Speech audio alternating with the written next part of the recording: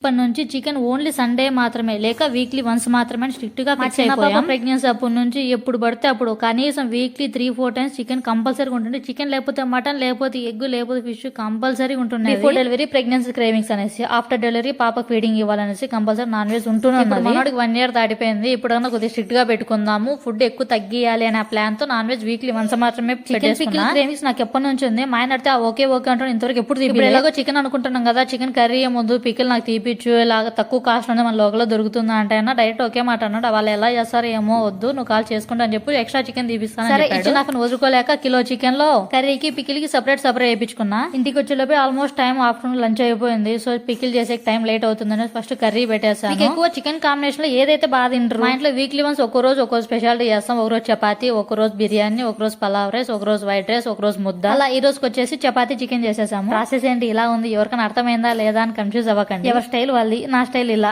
మీకు నచ్చితే లైక్ చేసి కామెంట్ చేసి. అప్పుడెప్పుడు వైరల్ అయిన చికెన్ పికిల్ ఇంతవరకు తినకుండా నేనున్నాను. నాలాగా ఎవరైనా తినుకున్న వాళ్ళు ఎవరైనా ఉన్నారా ఉంటే ఒకసారి కామెంట్ చేసాను చూద్దాం.